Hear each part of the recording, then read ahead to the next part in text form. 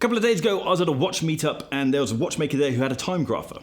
One of these things. We all tried our watches out on the timegrapher, and this thing, built in 1966, performed surprisingly well. But then I put one of my more modern watches on and it was dog shit. But it got me thinking, how are my watches performing? So I've got a whole cluster here of Seikos, vintage Omegas, modern Omegas, a Christopher Ward, a cluster of different Rolexes, and then I've also got an IWC. This could just be a really expensive experiment to see which watches need a service. But let's see how they're performing. I've put these watches in order of value, but that doesn't mean that they're in order of performance, given the fact that this watch, this vintage Rolex Datejust chronograph from 1966, that's right bang in the middle of my collection value-wise, and it's performing pretty well. I'll throw this watch on the timegrapher and just show you what it's doing. So you can hear that bleeping sound. That's essentially the balance wheel bouncing back and forth. I'll leave that going for a second. I'm going to wind up all the watches so they have a good amount of power in them. The rate here basically means the accuracy of the watch, that is seconds per day. So this is currently running at plus 5 seconds a day. The amplitude is the power of the watch. If you think of the balance wheel bouncing back and forth, if you think about that as 360 degrees, it basically means the balance wheel is spinning right round to 295 degrees, and then bouncing back to the opposite side, 295 degrees. You want this to be high 200s, so around 270 up to around mid 300s. So 294 is absolutely fantastic. BE is beat error. So that essentially means, is the balance wheel bouncing back and forth evenly? So if it's bouncing all the way around to 292 degrees, is it going all the way around to 290 degrees to the other side? And it's got a beat error, so it isn't quite making it evenly between the ticks and the tocks. When watchmakers test watches, this thing spins around into various orientations. If you think about the watch, you don't just have the watch in one orientation on your wrist. You have it on your wrist in this orientation when you're reading the time. When you're walking, it's down by the side. When you're at your desk, it's in a different orientation. And gravity has an impact on the balance. That then changes how the watch is operating. And so when you properly test a watch, the accuracy and the performance is an average over your testing period of time in different orientations. We're just doing it in one orientation because it would take days to test all of these in all 5 positions. The beat is how many vibrations per hour the watch has. And so this is a slightly slower movement than typically modern movements. So it's beating at 19,800 beats per hour. So I'm going to leave this for a minute or so just to allow the watch to kind of settle down. Inside here is a very sensitive microphone, and so it will be picking up random bits and pieces going on around. So this isn't scientific. However, this watch, built in 1966, yes, it's been serviced perhaps recently, I assume, but plus 6 seconds a day is absolutely fantastic. And at 0.2 beat errors, it's far better than what I assumed. Let's change it up. Let's put on a Seiko 5. This is a relatively modern watch. I think this is probably 2 years old. It's not, I don't think you can manually wind this movement. No, so I'm gonna have to give it a good old shake. If you put a watch on a timegrapher and the amplitude is quite low or lower than you expect, make sure it's wound up nicely. This is probably gonna be quite low because I'm not gonna sit here for hours giving it a Seiko shuffle. So this is a £500 watch. It doesn't have a fancy movement inside. Seiko don't advertise it as being accurate. I think off the top of my head, the specs are minus 60 seconds a day to plus 40 seconds a day. You can hear this is a faster movement than the vintage Rolex. The beat errors are really quite high. You can see the beat errors are different because the lines are very far apart. As the watch is settling down into its position, it's getting more accurate. So we've gone from plus 22 seconds a day down to minus 2 seconds a day. 0 seconds a day. Still quite high beat errors, and the amplitude really is quite low on that. 0 seconds a day though is really quite remarkable. So this is my granddad's Omega Seamaster. Have no idea.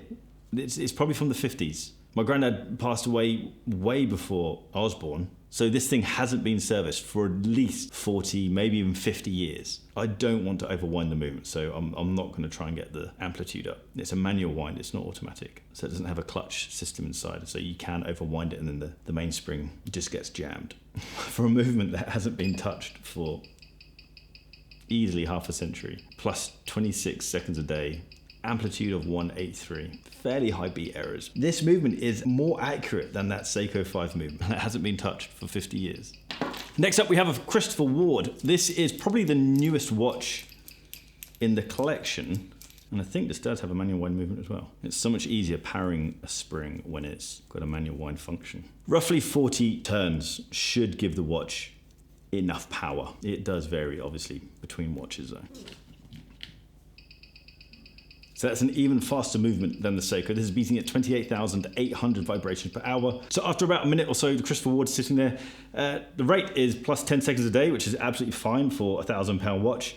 Amplitude, fantastic, 298, and then 0.1 milliseconds beat error. That's a pretty high performing watch for the money. If you like the look of these straps that these watches are on, then you can get them over at barkandjack.com. And I know shipping around the world to certain countries is pretty expensive. It's annoying. I know it's annoying. If you buy more than one strap of any of our straps, it can be leather, it can be nylon, then you get 10% off your strap order. So jump over to barkandjack.com and check out some of our sexy straps. So we're going to jump up to my Explorer. This is an old Explorer from 1998. You can manually wind this watch, but the movement inside this is caliber 3000 movement. It's a pretty crap movement. It doesn't like to be manually wound. It's got a very soft, a very temperamental manual winding system inside. This is probably my most worn watch, and it was last serviced probably 5 years ago.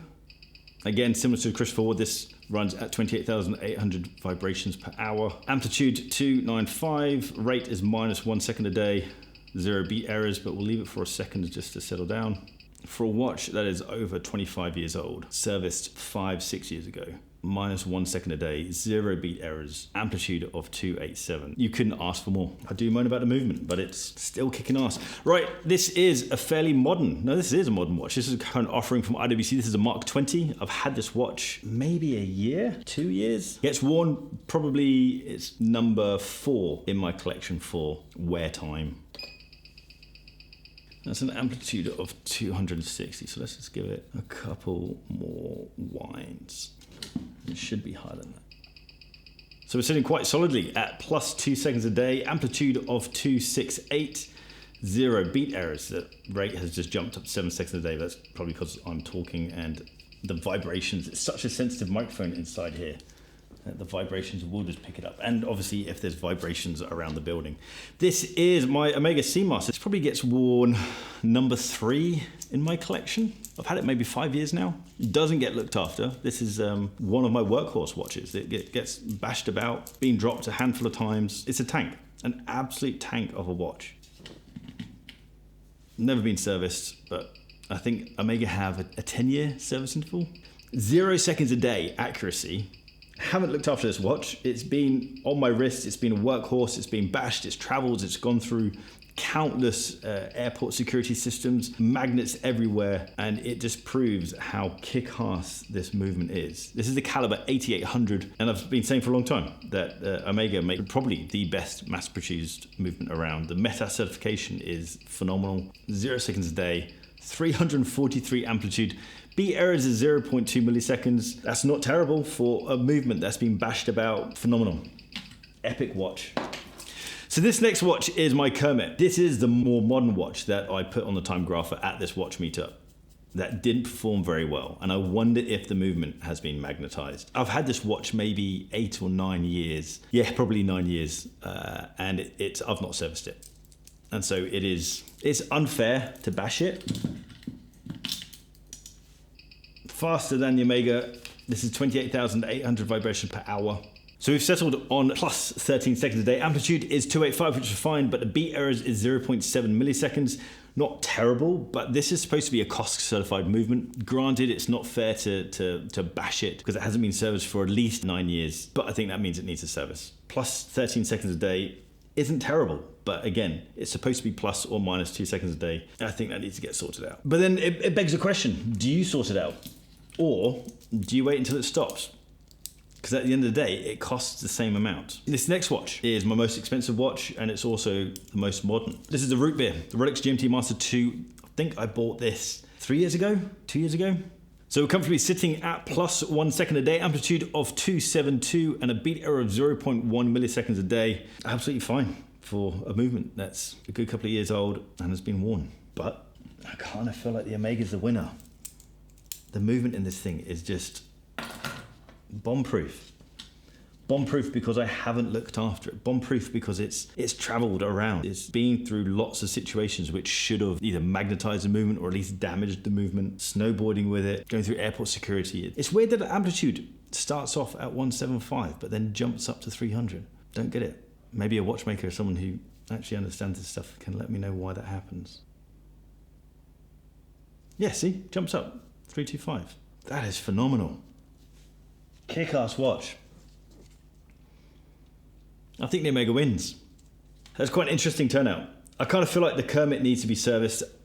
When I wind the Explorer, I do feel like that needs to be serviced again because it feels like it's got sand in the movement. But it's performing. It's kicking ass still, which is wild.